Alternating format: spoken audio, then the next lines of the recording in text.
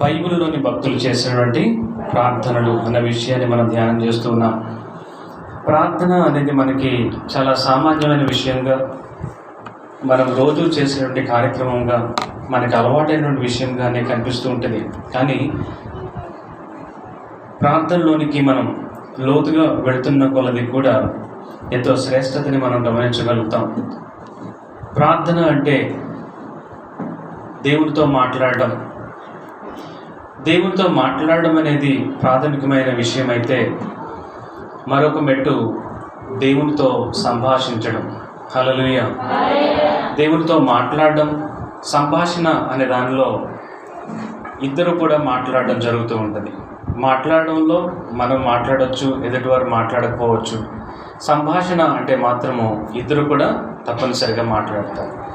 ఈ సంభాషణలోనికి వెళ్ళటము అనేది శ్రేష్టమైన అనుభవం. ఆ సంభాషణ గురించి మనం మాట్లాడుకుంటూ ఉన్నాం. ఇద్దరు వ్యక్తులు సహవాసం చేయాలి అంటే వారు మాట్లాడుకోకుండా, సంభాషణ చేయకుండా ఏమాత్రం కూడా ఉండలేరు. ఇద్దరు వ్యక్తులు కలిసి ప్రయాణం చేయాలి, నడవాలి అని అనుకుంటే వారు ఒకరినొకరు మాట్లాడుకోకుండా ఏమాత్రం కూడా ప్రయాణం సుఖంగా, సౌకర్యవంతంగా సాగదు. దేవునితో ఇది మన యొక్క ప్రయాణం. ప్రార్థన అనేది ఆత్మీయ యాత్ర. దేవునితో నడుస్తున్నటువంటి ఇది ఒక అనుబంధం. ఆ అనుబంధాన్ని గురించి మనం మాట్లాడుకుంటూ ఉన్నాం. పరిశుద్ధ గ్రంథంలో ప్రార్థనల గురించినటువంటి సందర్భాలు అనేకమైనవి ఉన్నాయి. ఎందుకు ప్రార్థన చేయాలి అన్న విషయాన్ని మనం ఒకసారి వాక్యంలో మనం పరిశీలన చేసినట్లయితే, ప్రార్థన యొక్క ఆవశ్యకత, ప్రార్థన ఏ పరిమాణంలో చేయాలి అన్నది మనకి స్పష్టంగా తెలుస్తుంది. మత్తయి సువార్త 26వ అధ్యాయం 41వ వచనం. యేసు ప్రభువారు ఆయన శిష్యులతో ఈ మాట తెలియజేస్తున్నారు. మత్తయి సువార్త 26వ అధ్యాయము 41వ వచనం. మీరు శోధనలో ప్రవేశించకుండానట్లు మెలకువగా ఉండి ప్రార్థన చేయుడి. హల్లెలూయా. ప్రార్థన యొక్క ప్రాముఖ్యతని యేసు ప్రభువారు ఇక్కడ తెలియజేస్తున్నారు. శోధనలో ప్రవేశించకుండా ఉన్నట్లుగా, శోధనలో ప్రవేశించినప్పుడు కాకుండా, శోధనలో ప్రవేశించకుండా ఉండటానికి ముందుగానే మీరు ప్రార్థన చేయండి అని యేసు ప్రభువారు అన్నారు. మెలకువగా ఉండి ప్రార్థన చేయండి. మెలకువగా ఉండి ప్రార్థన చేయడం అనేది వేకువజామున చేసేటువంటి ప్రార్థనకి, రాత్రి కాలంలో మెలకువగా ఉండి చేసేటువంటి ప్రార్థనకి కూడా సూచనగా ఉన్నది. అన్ని సమయాల్లో కూడా ప్రార్థన చేయడం అది చాలా మంచి లక్షణం. అలాగే లూకా సువార్త 21వ అధ్యాయం 36వ వచనం చదువుకుందాం.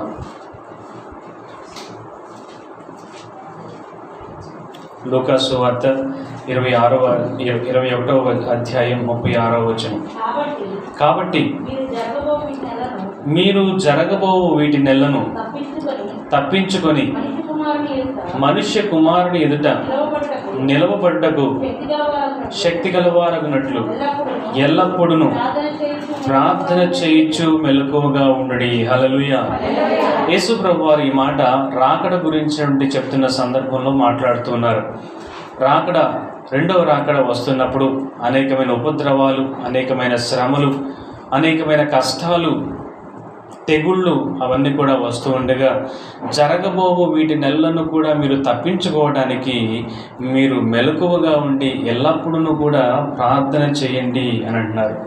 ప్రార్థన ఇదిగో మొదటి వచనంలో మనం చూసినట్లుగా శోధనలో ప్రవేశించకుండా తప్పిస్తుంది.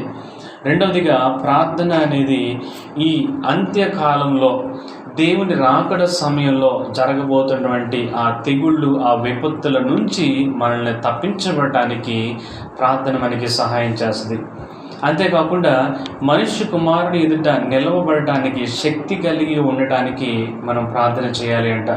ప్రార్థన అనేది మనం ఊరికినే మన అవసరాలు చెప్పడంలో ఏమాత్రం కానే కాదు. ఒకవేళ ప్రార్థన అంటే కేవలం మన అవసరాలు చెప్పడమే కనుక అయ్యున్నట్లయితే మనము శోధనలోంచి ఎలా తప్పించుకోగలుగుతాం? ఎప్పుడు కూడా ప్రభువా నాకు అదివినైనా ఇదివినైనా అని మనం అడుగుతూ ఉన్నట్లయితే శోధనలోంచి ఎలా తప్పించబడగలుగుతాం? ఒకవేళ ప్రార్థన కనుక నిజంగానే మన అవసరాలని దేవుని గురించి అడిగి పొందుకోవడమే కనుక అయ్యున్నట్లయితే దేవుని రాకడలో తప్పించబడడానికి ఎలా వీలు పడింది? ఎంత మాత్రం కూడా కానే కాదు. ఈ వాక్యాలు మనం చదువుతూ ఉండగా, అంటే మనం ప్రార్థనలో దేవుని సన్నిధిలో మనం కనిపెట్టి మనం ప్రార్థన చేస్తూ ఉండగా, దేవుడు మనకి ఆ భవిష్యత్తులో జరగబోయే వాటిని మనకు బయలుపరుస్తూ ఉండగా, ప్రభువా ఆ కీడు నుంచి నన్ను తప్పించు, ఆ ఆపదలో నుంచి నన్ను తప్పించు, ఆ శ్రమలో పడకుండా నన్ను కాపాడు అని దేవునికి ముందుగానే మనం ప్రార్థన చేయడానికి పరిశుద్ధాత్మ దేవుడు మనకి సహాయం చేస్తారు. అంతేకాకుండా యేసు ప్రభు వారి రాకడ ఎదుట మనం నిలబడగలగాలంట. దేవుని ఎదుట నిలబడగలగటం ఏంటి? దేవుడు మనిషికి 2 కాళ్ళు ఇచ్చాడు కదా, మంచి ఆరోగ్యం ఇచ్చాడు కదా, మంచి బలం ఇచ్చాడు కదా, ఆయన ముందు నిలబడలేకపోవడం ఏంటి? పరిశుద్ధ గ్రంథంలో మనం చూసినప్పుడు కొంతమంది భక్తులు వారి ఆత్మ చేత దేవుని దగ్గరికి కొనుక్కోబడినప్పుడు దేవుని ముందు వారు నిలబడగానే వెంటనే పడిపోవటం, చనిపోయిన వాని వల్ల నేను పడితిని అని యెహెజ్కేలు అంటాడు. తర్వాత ప్రకటన గ్రంథం రాసినట్టు యోహాన్ భక్తుడు అంటాడు, దేవదూత వచ్చి వారిని తాకి లేచి నిలబడటానికి శక్తిని ఇచ్చేంత వరకు కూడా వారు చనిపోయిన వాని వల్లే వారు బలం లేకుండా వారు పడిపోయారంట. దానియేలు కూడా దేవదూతను చూసినప్పుడు తన మోకాళ్ళలో బలం లేక తను పడిపోయి లేవలేక ఉన్నాడంట. దేవదూత వచ్చి తనని తాకి నువ్వు లేచి నిలబడు అని అంటే అప్పుడు శరీరంలోకి దేహంలోనికి బలం వచ్చి లేచి నిలబడినట్లుగా మనం చూస్తున్నాం. దేవుని ముందు నిలబడటం అంటే సామాన్యమైన విషయం కానే కాదు. అందరూ ఇటు చూస్తున్నారా? గతకాలం అంటే పూర్వకాలంలో రాజుల కాలంలో మనం చూసినట్లయితే ఒక రాజు ఎదుట ఓడిపోయిన రాజు కానీ లేకపోతే మరొక వ్యక్తిని కానీ తీసుకొని నిలబెట్టరు. ఒక ముద్దాయిని కానీ ఒక వ్యక్తిని కానీ నిలబెట్టరు, తీసుకుని వచ్చి పడేసేస్తారు, లేకపోతే కాళ్ళ మీద గట్టిగా వేస్తారు, మోకాళ్ళ మీద పడేలాగా. రాజు తీర్పు తీర్చేటప్పుడు, రాజు కోపంగా ఉన్నప్పుడు ఇతరమైన వ్యక్తులు నిలబడటానికి ఏమాత్రం అవకాశం ఉండదు, వారిని మోకాళ్ళ మీద పడేసేస్తారు.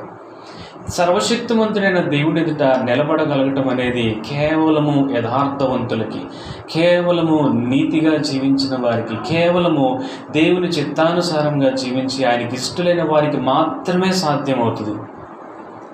వారు దేవుని వలన బలము పొందుకున్న వారుగా ఈ లోకంలో జీవిస్తారు కాబట్టి దేవుని ఎదుట నిలబడటానికి కూడా వారు శక్తి కలిగిన వారుగా ఉంటారు. హల్లెలూయా.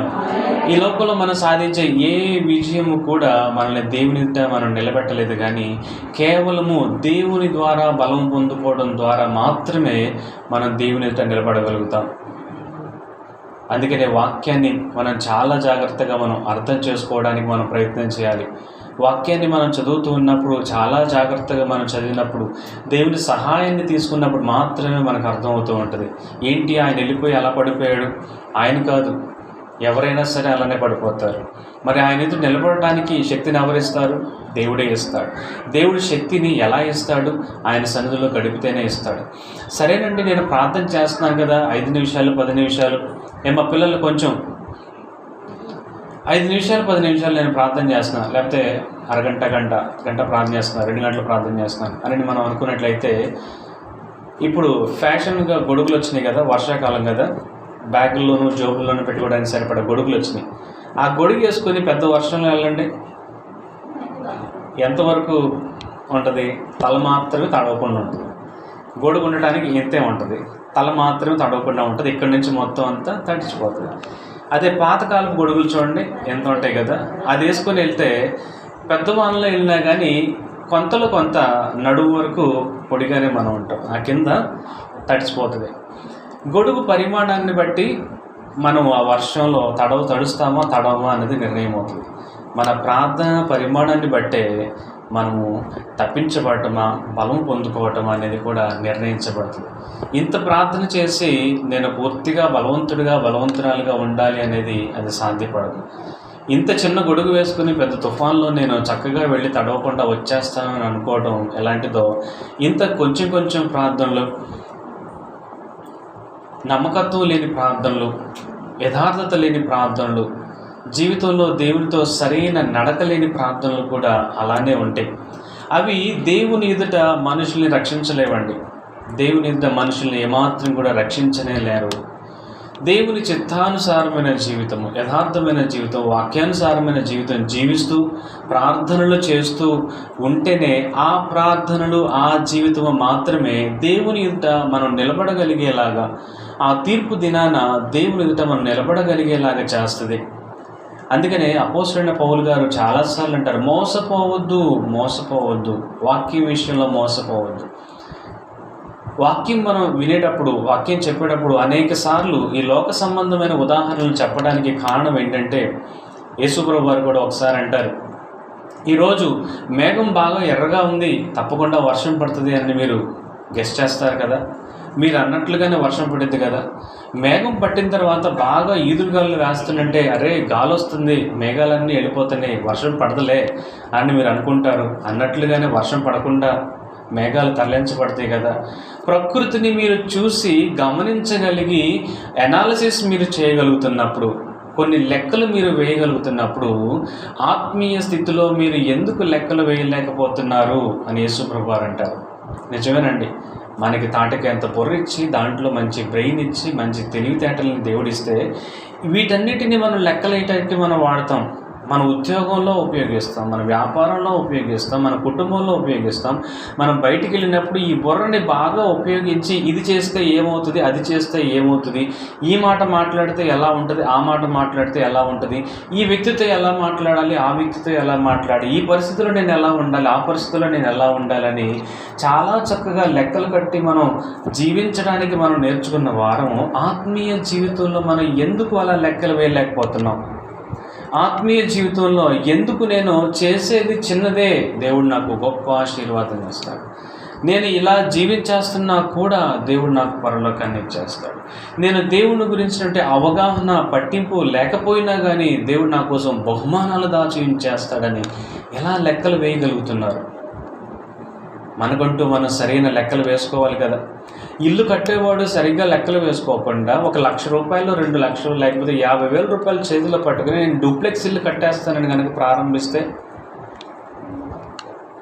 ఎవరు కూడా చేయరు కదా. 50,000తో 1,00,000 రూపాయలతో డూప్లెక్స్ ఇల్లు అయిపోతుందా? అవ్వదు. డూప్లెక్స్ ఇల్లు కట్టాలంటే దానికి సంబంధించినంత ఆ ఖర్చు భరాయించగలిగినంత స్తోమత, డబ్బు మన చేతుల్లో ఉందా, లేకపోతే ఆ సమయానికి మనం అరేంజ్ చేసుకోగలమా లేదా అన్నది లెక్కలు వేసుకొని మరీ దిగుతాం కదా. మరి ఆత్మ సంబంధమైన విషయాల పట్ల మనం ఎందుకు ఆ విధంగా లెక్క వేయలేకపోతున్నాం? యేసుప్రభు వారు అంటారు, మీ బుర్రలు మీరు వాడండి. శరీర సంబంధమైన విషయాల్లో మీరు మోసపోకుండా ఉండడానికి ఎంత జాగ్రత్తగా మీరు ఉంటారో, ఆత్మ సంబంధమైన విషయాల్లో కూడా మోసపోకుండా అంతకన్నా ఎక్కువ జాగ్రత్తగా ఉండాలి. యథార్థమైన జీవితం జీవించిన వారికి, వాక్యానుసారంగా జీవించిన వారికి దేవుడు గొప్ప బహుమానాల్ని, ఆశీర్వాదాల్ని దాచి ఉంచాడని వాక్యంలో స్పష్టంగా చెప్తూ ఉంటుంటే, రాజీ పడిన జీవితాలు జీవించేసి నాకు కూడా దేవుడు ఆశీర్వాదాన్ని ఇస్తాడులే, ఎంతో కొంత ఇస్తాడులే, ఎంతో కొంత పొందుకుంటానులే అని ఎలా లెక్కలు వేసేయగలుగుతాం? అలా గనక లెక్కలు వేసినట్లయితే మనల్ని మనమే మోసపరుచుకున్నట్టు. అలా కనుక లెక్కలు వేసినట్లయితే మనల్ని మనమే సిద్ధపరచుకోకుండా దేవుణ్ణి ఎదుర్కోవడానికి వెళ్ళినట్టు. 50,000తో డూప్లెక్స్ ఇల్లు కట్టడానికి తయారైనట్టు. ఆ ఇల్లు ఉండటానికి పనికిరాదు, దేనికి కూడా పనికిరాదు. ఉన్న డబ్బులు వేస్ట్ అయ్యే, పని కూడా వేస్ట్ అయ్యే, దేనికి కూడా పనికిరానిదిగా ఉంటుంది. లెక్కలు వేసుకోకుండా ఆత్మీయ జీవితంలో కూడా ఉంటే దేవుని సన్నిధిలో ఆ వ్యక్తి నిలబడలేడు. ప్రార్థన అంట మనుష్య కుమారుని ఎదుట నిలబడటానికి శక్తి కలిగి ఉండేలాగా చేస్తుంది అంట ప్రార్థన. హల్లెలూయా. మరలా ప్రార్థన చిన్న చిన్న ప్రార్థనలు కాకుండా దేవుని సన్నిధిలో ప్రార్థనలు చేయటానికి మనము తీర్మానం చేసుకోవాలి. ఆ ప్రార్థనల్లో వ్యక్తిగత ప్రార్థనలు ఉన్నాయి, సంఘంగా చేసే ప్రార్థనలు ఉన్నాయి, సమాజంగా చేసే ప్రార్థనలు కూడా ఉన్నాయి. వ్యక్తిగత ప్రార్థనకి ఎంత ప్రాముఖ్యత ఉన్నదో సంఘముగా కూడి చేసే ప్రార్థనకి కూడా అంతకన్నా ఎక్కువ ప్రాముఖ్యత ఉన్నది. దానిలో ఏమాత్రం కూడా సందేహం లేదు. నేను ఒక్క వ్యక్తినే ఒంటరిగా చేస్తా, చాలా మంచిది. సంఘంగా ప్రార్థన చేయడానికి నిర్లక్ష్యం చేయకూడదు. ఎందుకు సంఘంగా కూడి ప్రార్థన చేయడం నిర్లక్ష్యం చేయకూడదు? సహోదరులు ఐక్యత కలిగి ప్రార్థన చేస్తే, ఏక మనస్సు కలిగి ప్రార్థన చేస్తే సంఘము ఎదుట పాతాళలోక ద్వారాలు కూడా నిలబడనేరవు అని దేవుడు గొప్ప వాగ్దానాన్ని ఆయన చేశారు. ఆ వాగ్దానం మన జీవితంలో నెరవేర్చబడాలంటే, అంత గొప్ప అద్భుతమైన కార్యాలు మనం చూడాలంటే సంఘముగా కూడి మనం ప్రార్థన చేయాలి. అవకాశం లేనప్పుడు ఆన్లైన్లో కూర్చుని ప్రార్థన చేశాం.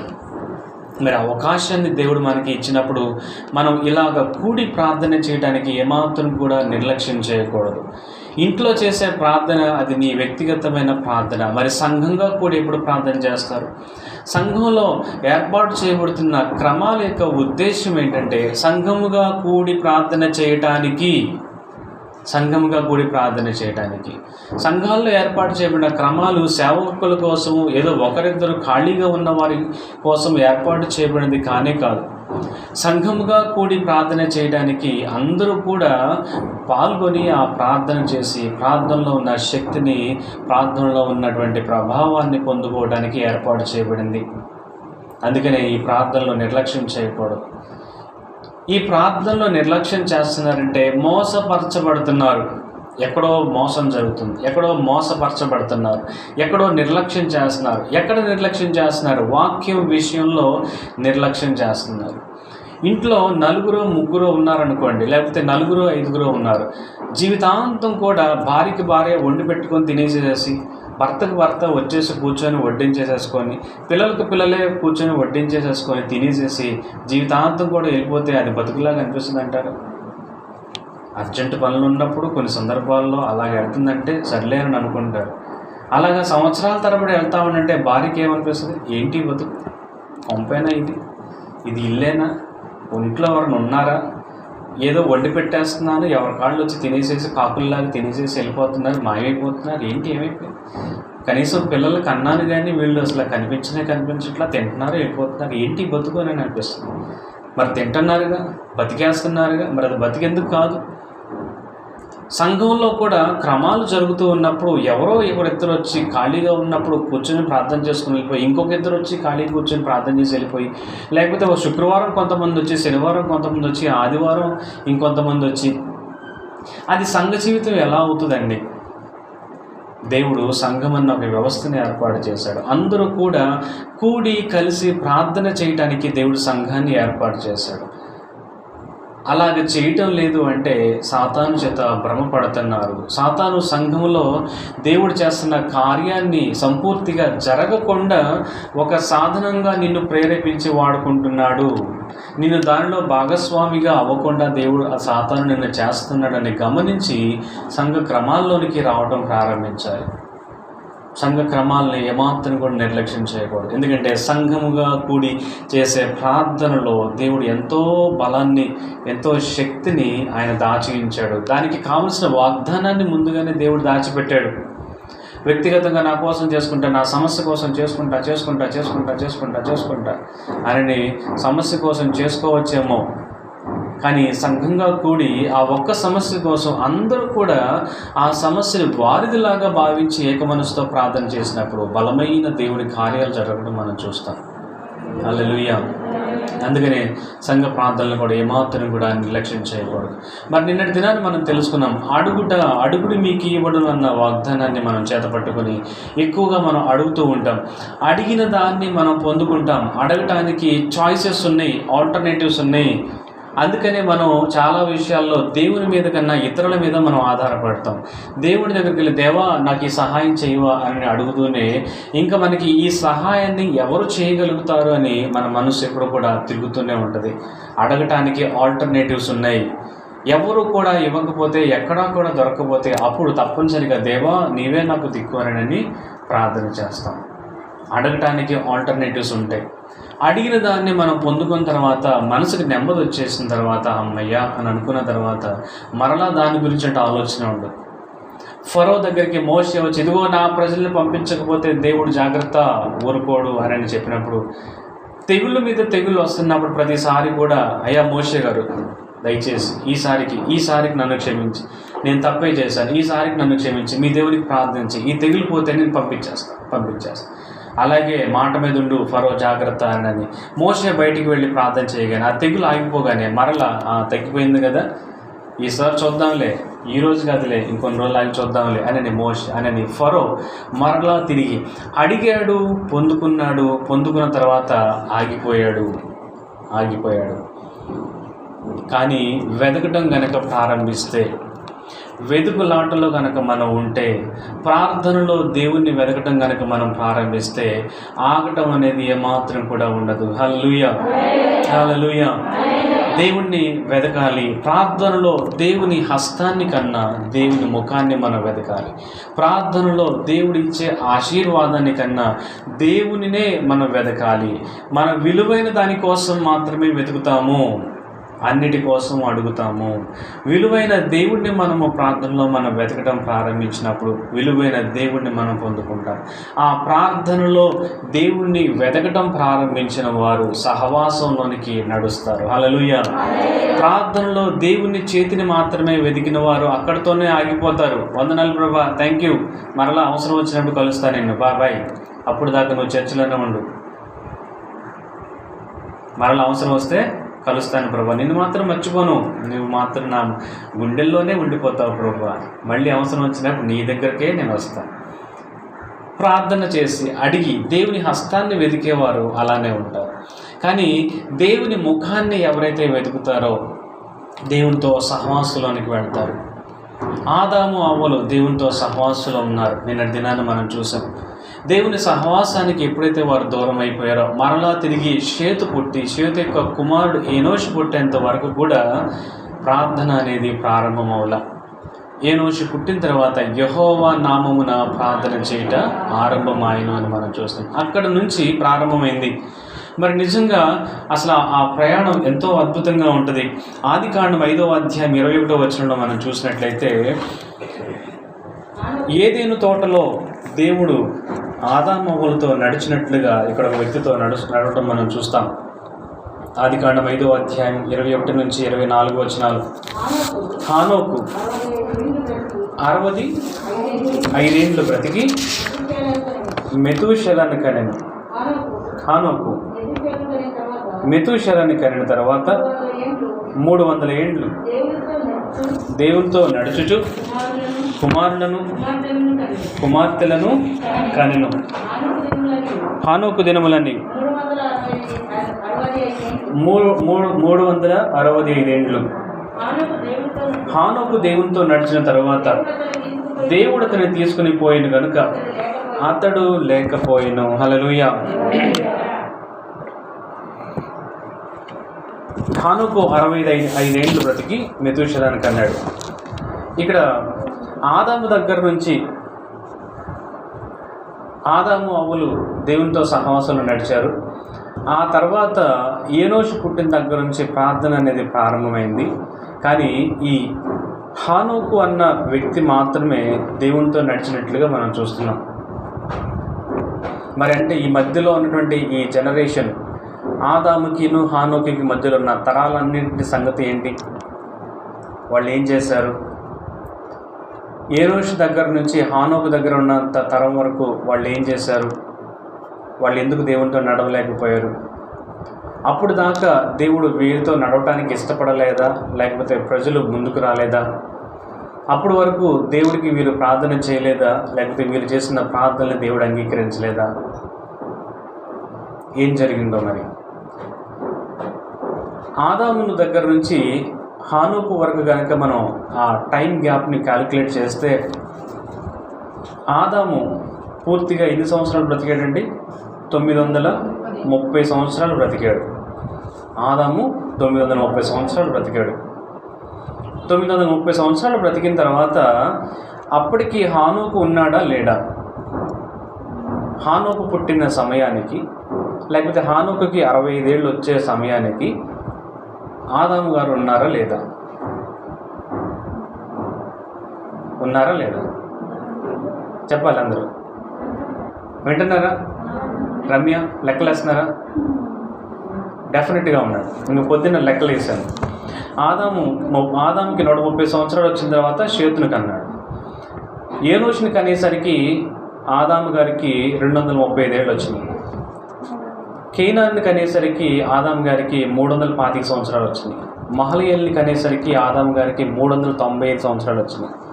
ఎరెదుని కనేసరికి 460 సంవత్సరాలు. హానోకుని కనేసరికి 622 సంవత్సరాలు వచ్చినాయి ఆదాము గారికి. హానోకు పుట్టిన సమయానికి ఆదాము గారు ఇంకా బతికే ఉన్నారు. హానోకు ఫస్ట్ 65 సంవత్సరాల గురించి చాలా ప్రత్యేకంగా ఏమీ కూడా లేదు. మరి అప్పట్లో జనాభా తక్కువ, అందరూ ఒకే చోట ఉంటారు, ఒకరి తర్వాత ఒకళ్ళు నెమ్మదిగా సంతానం విస్తరిస్తూ ఉంది. మనకి బైబిల్లో చెప్పబడిన పేర్లు చాలా సెలెక్టివ్గా ఉన్నాయి, కానీ వీళ్ళకి ముందు వెనకాల చాలామంది పుట్టారు. అందుకని కుమారులను కుమార్తెలను కనెను అనే మాట ఉంటుంది. గ్రంథకర్త ఒక ఉద్దేశాన్ని మనసులో పెట్టుకుని ఆ ఉద్దేశానికి సరిపడిన ఆ లైన్ మాత్రమే సెలెక్ట్ చేసుకొని వాళ్ళ పేర్లు రాయడం జరిగింది. ఆ లైన్కి అటు ఇటు కూడా చాలామంది కుమారులు కుమార్తెలు పుట్టారు. అప్పటికి ఇంకా ఒక వరుస, ఒక పద్ధతి స్థిరపరచబడలేదు. కాబట్టి కుటుంబంలో పుట్టిన వారినే ఆడవాళ్ళు మగవాళ్ళు వివాహాలు చేసుకుంటూ భూమిని నింపుతూ ఉన్నటువంటి ప్రక్రియలో జరుగుతుంది. అప్పటికి దేవుడు ఇంకా నియమాలు కానీ ఆజ్ఞలు కానీ ఏమి ఇవ్వలేదు. హానోకు మొదటి 60 సంవత్సరాలు 65 సంవత్సరాలకి మెతూషెలని కన్నాడు. అంటే 64 సంవత్సరాలకి పెళ్లి చేసుకున్నాడో, లేకపోతే 60 సంవత్సరాలకి పెళ్లి చేసుకున్నాడో, 65 సంవత్సరాలకి మెతూషెలని కన్నాడు. మొదటి 20 సంవత్సరాలని కొంచెం బాల్యప్రాయంగా యవనప్రాయంగా వదిలేసిన, ఆనాటి కాలంలో 20 సంవత్సరాలు అనేది యవనం కూడా కాదేమో. 935 సంవత్సరాలు బ్రతికితే యవనం బాల్యం ఎన్ని సంవత్సరాలు ఉండేదో, 100 సంవత్సరాలు ఉండేదేమో. అప్పుడు దాకా పిల్లోడే అంటుండేవారేమో. అప్పుడు తర్వాత నుంచి యవనస్తుడు అనేవాళ్ళేమో. మరి ముసలోళ్ళు అంటే ఏ వయసులో వాళ్ళు క్యాలిక్యులేట్ చేసేవాళ్ళు ముసలోళ్ళని. ఒక మొదటి 20 సంవత్సరాలు మనం తీసినాం, ఒక 40 years అనేది మన కళ్ళ ముందు కనిపిస్తుంది. ఆ 40 సంవత్సరాల్లో ఈ హానోకు ఈయన ఆదాం గారి దగ్గరికి ముత్తాత అయినటువంటి ఆదాం గారి దగ్గరికి వెళ్ళొస్తామండి. ఏంటి తాత, ఏంటి విశేషం అంటే, ఆదాం గారు ఎప్పుడోకప్పుడు ఏదో ఒక టైంలో దిగులుగా కూర్చుని కనిపించేవాడేమో. ఏదో ఒక సమయంలో, ఏంటి తాత అందరం ఉన్నాం కదా, అందరం ఉంటే ఏముందరా ఆ ఏదైనా తోటలో అని ఆ స్టోరీ చెప్పేవాడేమో. ఆ ఏదైనా తోటలో దేవుడు దిగొచ్చేవాడురా, దేవుడిని చూసేవాళ్ళం, దేవునితో మాట్లాడేవాళ్ళం. ఎంతో అద్భుతమైన విషయం. ఎంతమంది ఉన్నా కానీ ఎక్కడో వెలితిగా ఉందిరా, మనసు చాలా బాధగా ఉంది. ఏంటి తాత, ఏం జరిగేది? దేవుడితో మాట్లాడేవాళ్ళం. మరి ఇప్పుడు ఏంటి, పాపం చేశాం కదా, మరి ఏంటి దేవుడు ఏం చేశాడు? ఇదిగో గొర్రె పిల్లని వధించి ఆయన మాకు చర్మంతో వస్త్రాలు చేసి ఇచ్చాడు. మొట్టమొదటి యాజక ధర్మాన్ని జరిగించింది దేవుడేనండి. హల్లెలూయా. ప్రజల పక్షంగా తనకి దేవుడు బలిని అర్పించి అక్కడ పాప పరిహారాన్ని చేసి ప్రజల పక్షంగా యాజక ధర్మాన్ని చేసింది కూడా దేవుడే. యాజక ధర్మాన్ని చేసి ఆదాము అవ్వల్ని చంపేయకుండా వారిని బయటికి పంపించేశాడు. అలాగ బయటికి తోలివేయబడ్డాము. మరి ఏం చేయాలి తాత? ఆ దేవుడితో మాట్లాడాలంటే ఏం చేయాలి? అప్పుడు దాకా నాకు బుర్ర ఎలగలేదు, కానీ మీ తాత, ఇంకో తాత ఉన్నాడు కదా ఏనోషు, ఆయన పుట్టిన తర్వాత మా బుర్ర ఎలిగింది. కనీసం దేవునికి ప్రార్థన చేస్తే బాగుంటుంది కదా. ఆయన ఎలాగో కనిపించట్లేదు, ఆయన ఆత్మస్వరూపుడే కదా. ఆయనకి మనం ప్రార్థన చేస్తే, ఆయన నామాన్ని పిలిస్తే మనకేమన్నా ఆయన ప్రత్యక్షమవుతాడేమోనని ఏనోషు పుట్టిన తర్వాత మా బల్బులు వెలిగి అప్పుడు ప్రార్థన చేయడం స్టార్ట్ చేశాం. ఏమైంది తాత? దేవుడు నెమ్మదిగా కరుణించడం స్టార్ట్ చేశాడు. నెమ్మదిగా ఆయన పూర్తిగా కాకపోయినా ఎంతో కొంత మన జీవితాల్లో ఆయన కార్యం చేయడం ప్రారంభించాడు అని ఆ చెబుతున్న మాటలకి హానోకులాగా అనేక మంది సంతానం చుట్టూ ఉన్నప్పటికీ కూడా ఆదాము గారు చెప్పిన మాటలకి హానోకు ప్రభావితుడయ్యాడు. ఆ 20 సంవత్సరాల తర్వాత నుంచి ప్రార్థన చేయడం ప్రారంభించాడు. ప్రార్థనలో ఏమడిగాడు హానోకు? దేవా, మా తాత అయిన ఆదాముతో నువ్వు నడిచావంట, మా అవ్వ అయినటువంటి అవ్వతో నువ్వు నడిచావంట, వారితో మాట్లాడావంట, వారికి కనిపించావంట, ఏదైనా తోటలో శ్రేష్టమైన వాటిని పెట్టావంట. ఇదిగో ప్రభువా, అసలు నువ్వు ఉంటే జీవితం అంత అద్భుతంగా ఉంటుందని మా తాతగారు చెప్తున్నారు. నాకు నువ్వే కావాలని అడగటం ప్రారంభించాడు. హల్లెలూయా. మిగతా వారందరూనైతే అయ్యా నాకు అది దయచేయి, ఇది దయచేయి, అది అని ప్రార్థన చేస్తామనంటే, ఈ హానోకు మాత్రం నాకు నువ్వే కావాలని ప్రార్థనలో దేవుణ్ణి వెతకడం ప్రారంభించాడు. 65 సంవత్సరాలు వచ్చిన తర్వాత మెతూషెలాన్ని కనిన తర్వాత దేవుడు, హానోకు, ఇన్ని సంవత్సరాలు నువ్వు ప్రార్థన చేసావు కదా, మనందరం అలా నడిచెళ్దాం. నీ కోరిక ఏంటి? మీ తాతతో నడిచినట్లుగా నువ్వు నాతో నడవాలని నీ కోరిక కదా. అదే కదా నువ్వు అడిగింది ఇన్ని సంవత్సరాలు. నేను ఊరికనే కనిపించడము, నేనేదో నిన్ను ఊరిని ఆశీర్వదించేసేసి నీకు కావాల్సిన వాటిని ఇచ్చేసేసి నేను వెళ్ళిపోవడం కాదుగా నువ్వు అడిగింది. ఎన్ని సంవత్సరాలు, దాదాపుగా 40 సంవత్సరాల పాటు నేను నీతో నడవాలి, మా తాతయ్య ఆదాం నడిచినట్టు నేను నడవాలి, నువ్వు నాతో నడవాలి, నేను నిన్ను చూడాలి, నేను నీతో మాట్లాడాలి. ఇదే కదా నువ్వు అడిగింది. నువ్వు అడిగిందని నేను ఇస్తున్నాను, దా నాతో పాటు అని అంటే హానోకు ఎగిరి గంతేసి హానోకు దేవుడు కలిసి 65వ ఏట దాటిన తర్వాత నుంచి దేవుడితో నడవటం ప్రారంభించాడు. హల్లెలూయా. ఆ ఏదేను తోటలో ప్రతి చల్లపూట దేవుడు ఆదాము అవ్వలతో నడిచినట్టుగా ప్రతి చల్లపూట హానోకుతో దేవుడు నడవటం ప్రారంభించాడు. హల్లెలూయా. ఆ విశాలమైన భూభాగంలో జనాభా చాలా తక్కువగా ఉంటుంటే ఆ సమయంలో హానోకు దేవుడు కలిసి ఎవ్వరూ లేని ఏకాంతమైన స్థలంలోనికి వెళ్ళిపోయి దేవుడు ఆ భూమిని అంతా మొత్తం చూపించేసేసి అలాగ నడిపించకుండా తీసుకుని వెళ్ళిపోయి మరలా తీసుకుని వచ్చి వాళ్ళ ఇంటి దగ్గర దేవుడు డ్రాప్ చేసేసి వెళ్ళేవాడేమో. హానోకు అడిగిన దాన్ని పొందుకున్నాడు. ఒక్కొక్కసారి అనిపిస్తూ ఉంటుంది కదా, ప్రార్థన చెయ్యాలి అని అన్నప్పుడు 2 సార్లు ప్రార్థన చేసేసి 2 రోజులు ప్రార్థన చేసేసి 3 రోజులు ఉపవాసం ఉండేసేసి ఏంటి ప్రభువా నేను అడిగింది నాకు రాలేదు, ఇలా ఒక్కరిని తెచ్చి ప్రభువా నేను అడిగింది వచ్చిందా, వారం రోజుల నుంచి ప్రార్థన చేస్తున్నాను కదా, 3 రోజుల నుంచి కఠినమైన ఉపవాసం ఉండి ప్రార్థన చేస్తున్నాను కదా, ఏంటి ప్రభువా నేను అడిగింది నాకు రాలా, నువ్వు నాకు కనిపించలేదు ఏంటి ప్రభువా. హానోకు సంవత్సరాల తరబడి అడుగుంటాడు. దేవుడు హానోకు యొక్క ఆసక్తిని దేవుడు గమనించుంటాడు. హల్లెలూయా. ప్రార్థనలో ఎప్పుడైనా సరే దేవుడు కాకుండా ఇంకేమన్నా అడుగుంటాడో, దేవుడిని కాకుండా ఇంకేదన్నా కావాలని అడుగుంటాడో, దేవుడు కాకుండా ప్రభువా నాకు ఈ రోజుకి నేను ఈసారికి నాకు ఇది అని నేను అడుగుంటాడా అని చూస్తే ఒకవేళ 1-2 అడుగుండొచ్చు, కానీ 100% ప్రార్థనలో 80% నువ్వు నాకు కావాలి, నేను నీతో నడవాలి, నువ్వు నాతో నడవాలి, అదే ప్రార్థన.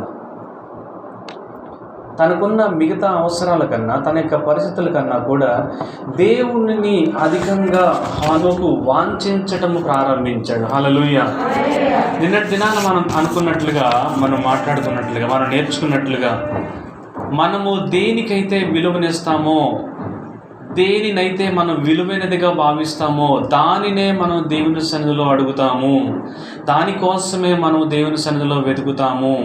మన ప్రార్థనల్ని ఒకసారి మనం గమనిస్తే మనం దేనికి విలువిస్తున్నామో తెలిసిపోతుందండి. తీవ్రమైన కష్టాలు సమస్యలు ఉన్నప్పుడు ఆ సమస్య యొక్క బాధను బట్టి మనం చేసే ప్రార్థన అది ఒక ఎత్తు, అదొక రకమైనది. కానీ సమస్యలు లేవు, బాధలు లేవు, అంతా దేవుడు మంచిగా సెటిల్ చేశారు, అంత సామాన్యంగా ఉంది, అంత నార్మల్గా హ్యాపీగా పీస్ఫుల్గా వెళ్ళిపోతుంది. ఇలాంటి సమయాల్లో మనం చేసే ప్రార్థనని ఒకసారి మనం ముందు పెట్టుకొని ఏం అడుగుతున్నామో తెలిస్తే మనం దేనికి విలువిస్తున్నామో తెలుస్తుంది. దేవుడు అన్నిటి విషయంలో ఆశీర్వదించాడు. మంచి ఇల్లునిచ్చాడు, మంచి ఆస్తినిచ్చాడు, మంచి పిల్లల్ని, భార్యని, భర్తని, మంచి అన్నిటిని కూడా చాలా చక్కగా ఇచ్చిన తర్వాత మనం దేని గురించి ఎక్కువగా అడుగుతున్నాం? దేవుడు ఇచ్చిన వాటి గురించే వాటిని మేనేజ్ చేసుకోవడం గురించే మనం అడుగుతూ ఉంటాం. మన ప్రార్థనలో మనం దేని గురించి ఎక్కువగా అడుగుతున్నామో దానికే మనం విలువ ఇస్తున్నట్టు, అదే మన దృష్టిలో విలువైనది. మన ప్రార్థనలో కనుక 80% ప్రభువా నేను ఆత్మీయుడిగా ఉండాలి, నేను నీకు ఇష్టమైన వ్యక్తిగా ఉండాలి, నీకు ఆనందాన్ని కలిగించే పనులే నేను చేయాలి, ప్రభువా నీకు ఆనందాన్ని కలిగించేది ఏదో నాకు చెప్పు, నేను చేసి పెడతా.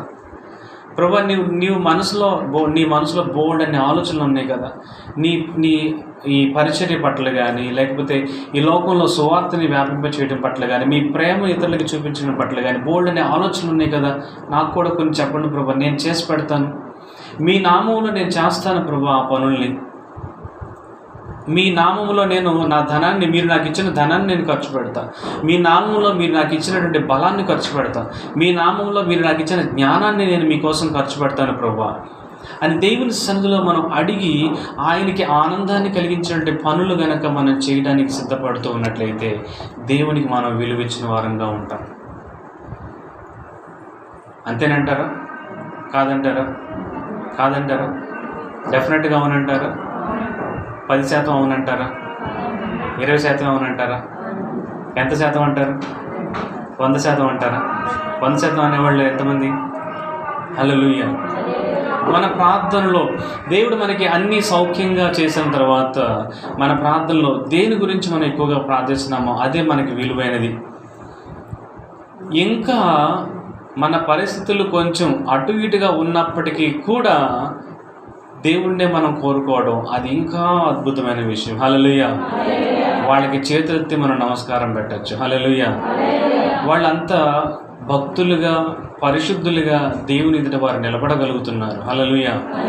యోబు లాంటి భక్తులు, దావీదు లాంటి భక్తులు, అయ్యా నువ్వు నన్ను కొడితే కొట్టావు కానీ నీ పరిశుద్ధాత్మ నా ఎదురు తీసేద్దు ప్రభువా. ఏం ప్రార్థన అండి అది. దావీదు తప్పు చేశాడని దేవుడు గట్టిగా ఒక వాయింపుడు వాయిస్తే ఆ దెబ్బ తట్టుకోలేక ఏడుస్తానే ఉండి బోరుని ఏడుస్తానే ఉండి, అయ్యా నువ్వు నన్ను కొడితే కొట్టావు కానీ దెబ్బ తగిలితే తగిలింది కానీ నీ పరిశుద్ధాత్మ మాత్రం నా ఎదురు తీసేయద్దు ప్రభు అని ప్రార్థన చేస్తాం. భక్తులండి వారు, శ్రేష్టమైన భక్తులండి వాళ్ళు. వాళ్ళ జీవితాలను చూసి మనం నేర్చుకోవాలండి. వాళ్ళ ప్రార్థనను చూసి మనం కూడా అలాగా ఇమిటేట్ చేయడానికి మనం ప్రయత్నం చేయాలండి. ఈ లోకంలో మనం చూస్తాం, ఒక దెబ్బ వేస్తే రెండో దెబ్బకి దొరకకుండా పారిపోయేవాళ్ళని. ఎలాగ పారిపోవాలా, ఎలాగ దెబ్బ పడకుండా బతకాలా, ఎలాగ మాట పడకుండా బతకాలా, ఆ మాట పడకుండా దెబ్బ పడకుండా ఎన్ని మాయలు నేర్చుకోవాలా అని అలాగ మాయలతో జీవించే వాళ్ళని మనం చూస్తాం. అలాగ మాయలుగా చేసే వాళ్ళని చూసి నేర్చుకోవడానికి ప్రయత్నం చేస్తూ ఉంటాం. మనిషికి తప్పు చేసినా కూడా శిక్ష అనుభవించడానికి ఇష్టం ఉండదండి. ఏమంటారు? మనిషికి తప్పు చేసినా కానీ దెబ్బ పడటానికి ఇష్టం ఉండదు, మాట పడటానికి కూడా ఇష్టం ఉండదు. కాబట్టే రకరకాలుగా మాయలు చేసి ఆ తప్పు నేను చేయలేదు, ఆ మాట అది నేను చేయలేదని మాట పడకుండా దెబ్బ పడకుండా తప్పించుకోవడానికి ప్రయత్నం చేస్తూ ఉంటారు. దావీదైతే అన్నాడు, దేవుడి దగ్గర నుంచి తప్పించుకోలేరుగా, మనుషుల దగ్గర నుంచి తప్పించుకోవచ్చు కానీ దేవుడి దగ్గర నుంచి తప్పించుకోలేరు. మరి ఆ మాటకు వస్తే పరిశుద్ధ గ్రంథంలో ఒక మాట ఉంది, మనుషులు ఎదుట ఒకరితో ఒకరు మీ తప్పులను ఒప్పుకోండి అని ఉంది. మరి ఆ వాక్యాన్ని బట్టి చూస్తే మాట పడకుండా చేసిన తప్పు చేసినప్పుడు మాట పడకుండా దానికి తగిన పరిహారాన్ని చెల్లించకుండా తప్పించుకోవడం అనేది ఎంతవరకు సమంజసం అంటారు? మన వల్ల తప్పు జరిగింది, ఏదో నష్టం జరిగింది, అది నేను చేయలేదని తప్పించుకొని వెళ్ళిపోవడం అది వాక్యానుసారం అంటారా? కానీ కాదు. బాధ్యత తీసుకొని నాదేనమ్మ తప్పైంది, నా చేతనైనంతలో నేను తప్పకుండా దాన్ని రెక్టిఫై చేస్తాను, దాన్ని నేను సరి చేస్తాను, నాది తప్పైంది అని మనుషుని ఎదుట ఒకరితో ఒకరు తప్పులు ఒప్పుకొని వాక్యం చెప్తుంది. అది వాక్యానుసారమైనటువంటి పద్ధతి. దావీదు గారైతే దేవుడు ఒక గట్టిగా దెబ్బేసిన తర్వాత, అయ్యా నన్ను కొడితే కొట్టావు కానీ ఈ దెబ్బ తగ్గిపోతుందిలే కానీ నువ్వే నన్ను స్వస్థపరిచి బాగు చేస్తావు కానీ నీ పరిశుద్ధాత్మను మాత్రం నా ఎదురు తీసేద్దు ప్రభా. ఎందుకంటే పరిశుద్ధాత్మ దేవుడిని దుఃఖపెడితే ఆయన చాలా సున్నితమైనటువంటి దేవుడుగా ఆయన అలా తప్పుకొని మౌనంగా ఉంటాడు. ప్రభా నేను ఆ మౌనాన్ని నేను భరించలేను ప్రభా, నువ్వు నన్ను కొట్టిన దెబ్బ వలన కలిగిన బాధ కన్నా పరిశుద్ధాత్మ దేవుడు నాతో మాట్లాడకుండా మౌనంగా నా జీవితంలో ఉండటం అనేది నరకం కన్నా ఘోరము. కాబట్టి దయచేసి ఆ పరిశుద్ధాత్మను నాకు దూరం చేయద్దని దావీదు భక్తుడు ప్రార్థన చేశాడు. ఈ భక్తుల జీవిత చరిత్రలు, ఈ భక్తుల యొక్క ప్రార్థనలు మనం చదువుతూ ఉండగా, ధ్యానం చేస్తూ ఉండగా మన ప్రార్థన జీవితం మార్చబడాలి. హల్లెలూయా. నేర్చుకుందాం, వీరి దగ్గర నుంచి మనం నేర్చుకుందాం. మన ప్రార్థనా జీవితాలు మనం అలవర్చుకోవలసిన దాన్ని ఈ ప్రార్థనలో మనం అలవర్చుకుంటూ ఉండగా, మనం ఈ ప్రార్థనలు మనం చేస్తూ ఉండగా మన వైఖరిని దేవుడు మార్చేస్తాడు. మన యొక్క పద్ధతుల్ని దేవుడు అనేకమైన వాటిని మారుస్తాడు. మన ప్రార్థనలో దేన్ని వెతకాలి అని మనం తెలుసుకొని ఆ వెతకటానికి కావలసిన దాన్ని, ఆ వెతకాల్సిన దాన్ని కనుక మనం వెతకటం ప్రారంభించినప్పుడు మనకి జీవితాన్ని దేవుడు అద్భుతంగా మారుస్తాడు. హల్లెలూయా. మరి ఆ ప్రార్థనలో హానోకు వెతికాడు, దేవుణ్ణి వెతుకుతూ ఉన్నాడు. ఆదాము దగ్గరికి వెళ్ళి ఎన్నిసార్లు అడుగుంటాడో, తాత ప్రార్థన చేస్తున్నాను, ఏం కనిపించట్లా, ఏం రావట్లా, చేయరా. దేవుడికి మనం ఎంత ద్రోహం చేసామో తెలుసా? ఆదాము గారికి అప్పుడు అర్థమై ఉంటుందేమో. ఏదేం తోటలోంచి బయటికి వెళ్ళిపోయిన తర్వాత దేవుడు శ్రేష్టమైన వాటన్నింటినీ కూడా ఇచ్చిన తర్వాత దేవుడి మీద తిరుగుబాటు చేసి బయటికి వెళ్ళిపోయిన తర్వాత ఆదాము గారికి అప్పుడు అర్థమై ఉంటుంది దేవుడికి ఎంత ద్రోహం చేశాడో, దేవుడు ఎంత బాధపడితే దేవుడు దాంట్లోంచి బయటికి తోసేశాడో అని ఆదాము గారికి అర్థమయ్యే ఉంటుంది.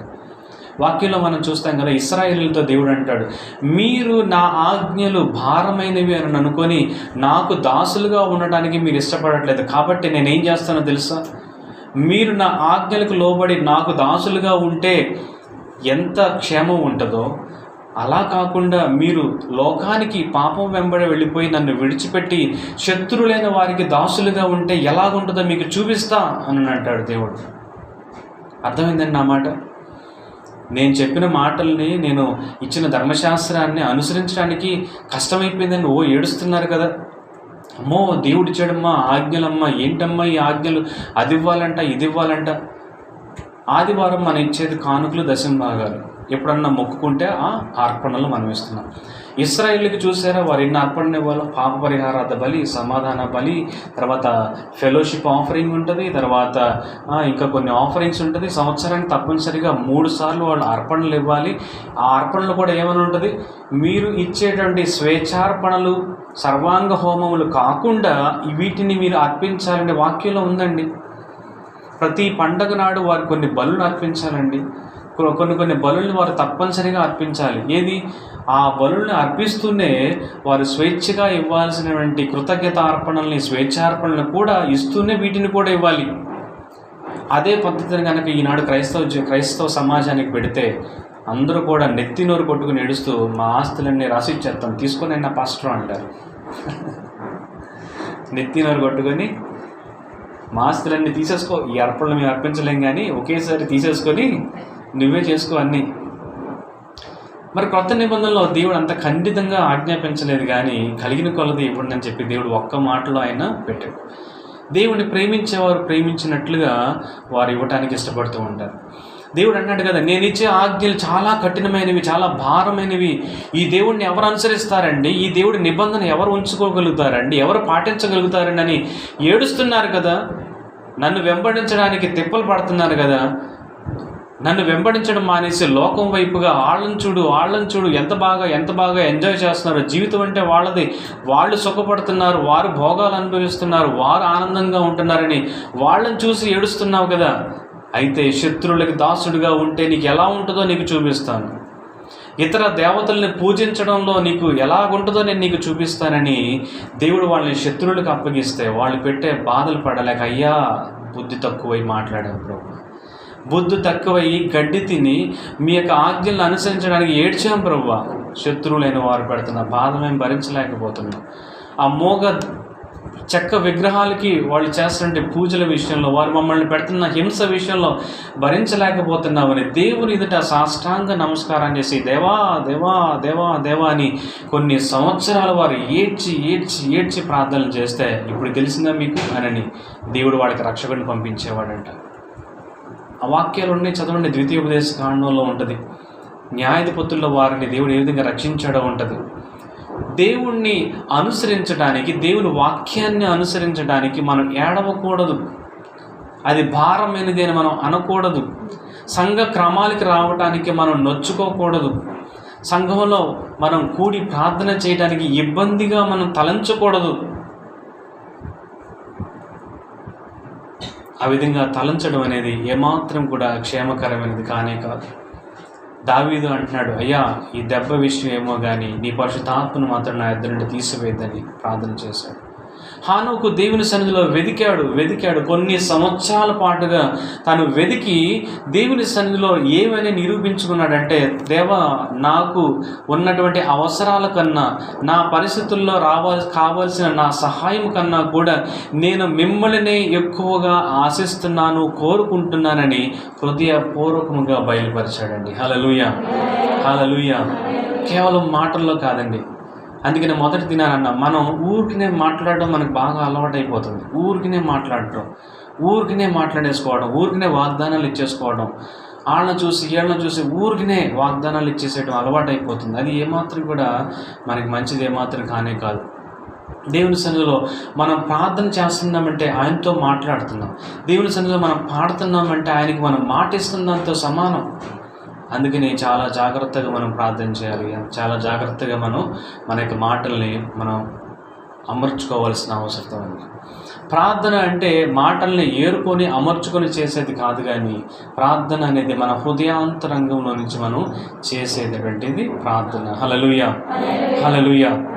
అందుకని ప్రార్థన చేసేటప్పుడు మన హృదయం నిండి ఉన్న దాన్ని బట్టి మనం మాట్లాడతాం, మన హృదయం నిండి ఉన్న దానిని బట్టి మనం ప్రార్థన చేస్తాం. హృదయం నిండా బాధ ఉంటే ఆ తిరిగి ప్రార్థన రూపంలో బాధే వస్తుంది. హృదయం నిండా దేవుడు నిండి ఉంటే ప్రభువా నాకు నువ్వే కావాలి అని మనం అడుగుతాం.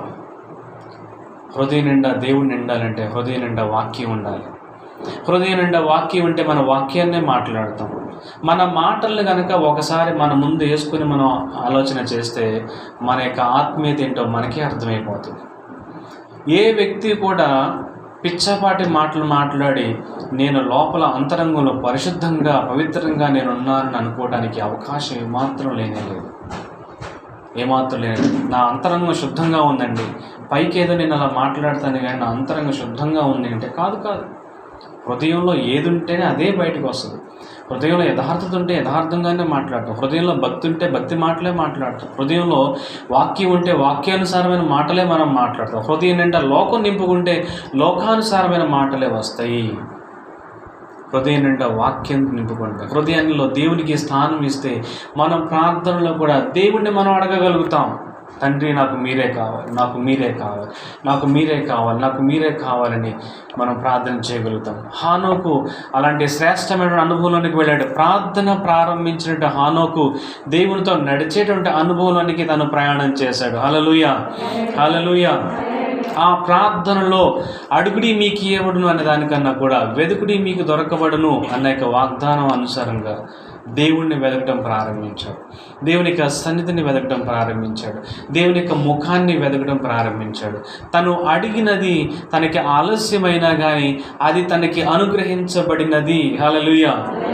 ప్రార్థనలో శ్రేష్టత, శుభవార్త, అద్భుతమైనటువంటి విషయం ఏంటి అంటే మనము దేనినైతే అడుగుతామో, దేనినైతే వెతుకుతామో అది దేవుడు మనకు అనుగ్రహిస్తాడు. మనం బోల్డ్ అన్ని అడిగాము, దేవుడు వాటిని మనకి దయచేశాడు కాబట్టి ఈరోజు మనం ఈ స్థితిలో ఉండగలిగాము. అందుకనే ఇక నుంచి మనం చేయవలసింది దేవుణ్ణి వెతకటం మనం అలవాటు చేసుకోవాలి. దేవుని ముఖాన్ని వెతకటం మనం అలవాటు చేసుకోవాలి. దేవుని ముఖాన్ని వెతకటం కూడా మన యొక్క ప్రార్థనలో అధిక భాగాన్ని కేటాయించడం కనుక మనం అలవాటు చేసుకుంటే ఇదిగో ప్రార్థన కన్నా ముందుగా ఉన్న శ్రేష్టమైన అనుభవానికి మనం వెళ్ళగలుగుతాం. హల్లెలూయా, హల్లెలూయా. ప్రార్థన కన్నా ఒక ఉన్నతమైన మెట్టు దేవునితో సహవాసంలోనికి మనం వెళ్ళగలుగుతాం. హల్లెలూయా. ప్రార్థన చేయాలి. అలా అని అడగొద్దని కాదు, అడగాలి.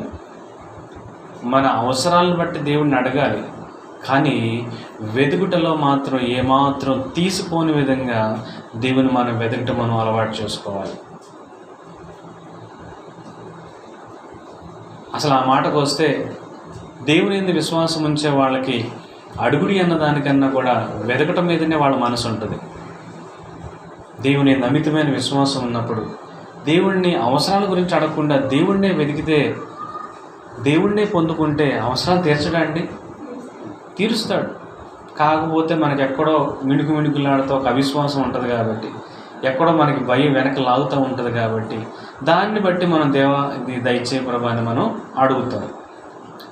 ప్రార్థనలో మనం ముందుకు వెళ్ళి ఆయన సహవాసంలోకి మనం వెళ్ళిన తర్వాత సహవాసమే శ్రేష్టమైనది, దేవుణ్ణి పొందుకోవటమే శ్రేష్టమైనది, ఆయన్ని నేను కలిగి ఉండటమే అద్భుతమైన విషయం అన్న దాన్ని మనం గమనించగలుగుతాం. హల్లెలూయా, హల్లెలూయా. దేవునితో సహవాసంలోనికి వెళ్ళినప్పుడు దేవుడు అంటాడు నావన్నీ నీవే. అప్పుడు మనం అంటాం నాయన్ని కూడా నీవే ప్రభు అని అంటాం. ఏమంటాం? దేవుడు గనక ఒక వ్యక్తితో నడవటం ప్రారంభిస్తే దేవుడు అంటాడు నా ఎన్ని నీయే కుమారుడా, ఏం కావాలో అడుగు ప్రభువా, అలాగే నువ్వు నాకు ఇచ్చినవన్నీ కూడా నీయే కదా ప్రభువా. దేవుని కోసం ఇవ్వడానికి, దేవుని కోసం ఖర్చు పెట్టడానికి, దేవుని కోసం జీవించడానికి ఏమాత్రం కూడా వెనకడుగు వేయరు. అలాగే దేవుని దగ్గర నుంచి అద్భుతమైన శ్రేష్టమైనటువంటి ఆశీర్వాదాలని వారు పొందుకోగలుగుతారు. హల్లెలూయా, హల్లెలూయా. మరి ఈ హానోకు తర్వాత మెతూషెలను చూస్తే పాత నిబంధన గ్రంథంలో ఈ జీనియాలజీ, ఈ వంశావళిలో ఇన్ని సంవత్సరాలు బ్రతికారనే వాళ్ళ వయస్సు రాయబడిన వారిలో ఎవరు అత్యధికమైన కాలం బ్రతికారు? ఎవరండి? ఎందుకంటారు? ఆశ్చర్యంగా లేదు? హానోకు 60 సంవత్సరాలు బ్రతికి 300 సంవత్సరాలు దేవునితో నడిచాడు. అంటే టోటల్గా 360 సంవత్సరాలు బ్రతికాడు. మిగతా వారంతా 500, 600, 700, 800 దాకా వెళ్ళిపోయారు. మరి ఆ మిగతా ఉన్న ఆయుష్ని ఏం చేయాలి? దేవుడు వాళ్ళ కొడుకు ట్రాన్స్ఫర్ చేశాడండి. మెతుషెల్లాకి దేవుడు ట్రాన్స్ఫర్ చేశాడు. అందుకని ఆదాము కన్నా కూడా మెతుషెల్లా ఇంకా ఎక్కువ సంవత్సరాలు ఆయన బ్రతకడం, రికార్డు స్థాపించడం మనం చూస్తాం. 300 సంవత్సరాలు దేవుడు హానోకు ఇద్దరు కలిసి నడిచారు. మరి ఆదాము గారు ఎన్ని సంవత్సరాలు నడుచుంటారో ఖచ్చితంగా తెలియదు. 300 సంవత్సరాలు అయితే కానే కాదు. డెఫినెట్గా 300 సంవత్సరాలు అయితే కానే కాదు, చాలా తక్కువే. ఏదేం తోటలో చేయబడిన చాలా తొలి సంవత్సరాల్లోనే, కొద్ది కాలంలోనే వారు దేవునికి వ్యతిరేకంగా పాపం చేయడం, ఏదేం తోటలోంచి బయటికి రావడం, గిట్టివేయబడటం జరిగింది. కానీ హానోకు అయితే దేవునితో 300 సంవత్సరాలు నడిచాడు. బోర్ కొట్టలేదండి? దేవునితో నడవడం బోర్ కొట్టలేదండి? బోర్ కొట్టుండదా? మనకి బోర్ కొట్టేస్తుంది కదా. నిష్టగా క్రమంగా సంఘంలో క్రమానికి ఒక నెల వచ్చావంటే 2వ నెల మొహం మొత్తేస్తుంది. అబ్బా వెళ్ళాను అన్ని క్రమాలకి, ప్రార్థన, ఉపవాస ప్రార్థన, నశైల ప్రార్థన, ఆ ప్రార్థన, ఈ ప్రార్థన అన్నిటికీ వెళ్ళాను, బోర్ కొట్టేసింది. ఈ నెల ఆగిపోతే బాగుండు. వాక్యం బాగా శ్రద్ధగా విని బైబిల్ చదివేసేసిన తర్వాత అబ్బా బాగా చదివేసాను, నూరేసాను, ఈసారి కొంచెం రెస్ట్ తీసుకుంటే బాగుండు. హానోకు గారికి 300 సంవత్సరాలైనా బోర్ కొట్టలా. ఆయనకి దేవునితో నడక, అడగటంలో బోర్ కొట్టేది కానీ వెతకటంలో బోర్ కొట్టదు. హల్లెలూయా, హల్లెలూయా. వజ్రాలు కనుక రోడ్ల మీద దొరుకుతున్నాయి అంటే బోర్ కొట్టిద్దని ఏర్కోవడానికి బోర్ కొట్టదు. చిల్లర రూపాయలు దొరుకుతున్నాయి అంటే బోర్ కొట్టిద్ది కానీ ఎప్పుడు రూపాయలైనా దొరికేది, ఎప్పుడు రూపాయి, 2 రూపాయలు, రూపాయలు, 2 రూపాయలు, చిరాకు వచ్చేసిందంట. అదే వజ్రాలు దొరుకుతుందంటే ఒక పెద్ద గోను సంచి రెడీగా పెట్టుకుంటాం. గోను సంచి రెడీగా పెట్టుకొని దొరికినట్టు వేసుకోవడానికి. ఎందుకంటే వజ్రాలు విలువైనది కాబట్టి బోర్ కొట్టదు. దేవుడు కూడా అంతకన్నా విలువైన వాడు కాబట్టి ఏమాత్రం కూడా బోర్ కొట్టదు. హల్లెలూయా, హల్లెలూయా. దేవునితో నడక హానోకు. దేవుణ్ణి వెతికి హానోకు దేవుణ్ణి పొందుకున్నాడు. దేవుడు ఆయనకి అనుగ్రహించబడ్డారు. మనము కూడా ఈ వెతికే అనుభవంలోనికి మనం రావాలని దేవుడు ఆశపడుతున్నాడు.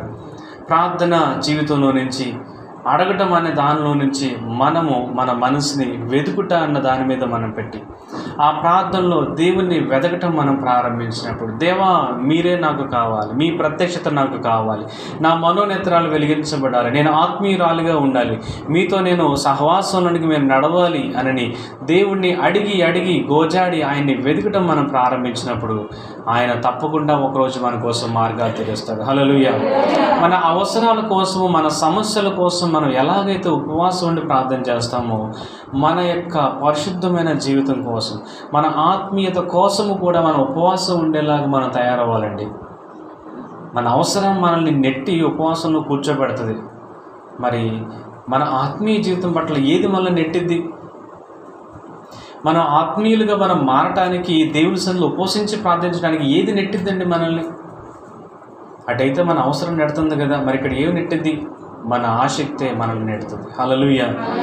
అక్కడ మనల్ని నెట్టడానికి ఎవరు ఉండరు, కానీ మనల్ని మనమే ఆసక్తిని పుట్టించుకొని మనల్ని మనమే నెట్టుకుంటా, దేవా నేను నీ సన్నిధిలో యథార్థంగా నేను జీవించాలి, నేను నీ వాక్యానుసారంగా నేను జీవించడానికి నీ ఆత్మ సహాయం నాకు కావాలి, నేను నీ సన్నిధిలో నిన్ను వెతికి, నీ ముఖాన్ని వెతికి, మిమ్మల్ని వెతికి నేను పొందుకోవాలి, దానికి కావలసిన తగిన జీవన విధానాన్ని, తగిన మాట ధోరణి, తగిన ప్రవర్తన విధానం నా జీవితంలో నేను కలిగి ఉండాలి ప్రభువా అని మనల్ని మనమే పురుగొల్పుకొని దేవుని సన్నిధిలో ఉపవాసం ఉండి ప్రార్థన చేసినప్పుడు, అలాంటి ఉపవాస ప్రార్థనలు దేవునికి అంగీకారంగా, అలాంటి ఉపవాస ప్రార్థనలు దేవునికి ఇష్టకరంగా మారి దేవుడు తనని తాను మనకి అనుగ్రహించుకునేలాగా కార్యరూపంలోనికి వస్తాయండి. హల్లెలూయా. హానోకులాగా మనం దేవుని ఆసక్తి మనం కలిగి ఉందాం. హానోకులాగా దేవుని సన్నిధిలో మనం దేవుణ్ణి వెతుకుదాం. దేవుని సన్నిధిలో అడగటంతో పాటుగా అధికమైన సమయాన్ని వెతకటంలో మనం కేటాయించినప్పుడు దేవుణ్ణి మనం పొందుకోగలుగుతాం. దేవుణ్ణి పొందు జీవితములు ధన్యమైనవి, నిన్ను పొందు జీవితము ధన్యకరమైనదని భక్తుడు అంటాడు. దేవుణ్ణి పొందుకోవడంలో నిజమైన ధన్యత ఉంది. ఆయనని పొందుకోవడంలో నిజమైన గొప్ప ఆశీర్వాదం ఉంది. అలాంటి గొప్ప సహవాసాన్ని దేవుడు ఆది కాండంలో ప్రారంభించాడు. తర్వాత క్రొత్త నిబంధనలో యేసు ప్రభు వారి ద్వారా తిరిగి భూమి మీద స్థాపించబడింది. అది ఇప్పటికీ కొనసాగుతూ ఉన్నది. ప్రకటన గ్రంథంలో మనకి కనిపించేది కూడా అదే. నిత్యము కూడా ఆయనతో నివసించటానికి, ఆయన తన ప్రజలను తీసుకుని వెళ్ళటానికి ఆయన రెండవసారిగా రాబోతూ ఉన్నాడు. ఆయన వచ్చే సమయానికి మనకి దేవుని పట్ల ఆ అభిమానము, ప్రేమ గనక లేకపోతే, దేవుణ్ణి ఆశించే హృదయం లేకపోతే దేవునితో నిత్యత్వంలో ఉండలేరు.